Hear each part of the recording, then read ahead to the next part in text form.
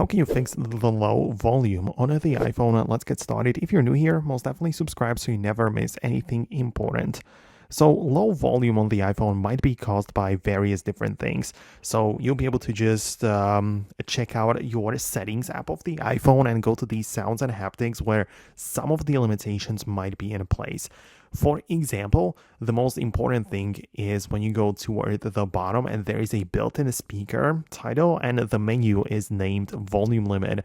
And if you have that enabled inside, it can literally limit the maximum volume of your iPhone, and this could be the reason why your speaker is kind of low, right? So you can literally just set it up that it's reaching the 60% limit, so it's not getting the most of the speakers, right? So it's not even scratching the full potential of your speakers, right? So that might be something that you are interested in.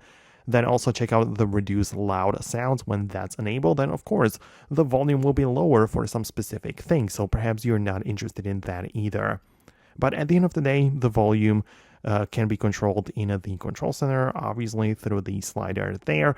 And also in the sounds and haptics, there is the ringtone and alerts volume. So that is a separate thing because this controls the, ringtones and alerts, alarms, timers, and all of that kind of stuff. So, if those seem kind of low on volume, like kind of quiet, then you have to adjust it here, not in the control center. So that is kind of how it works in the iOS.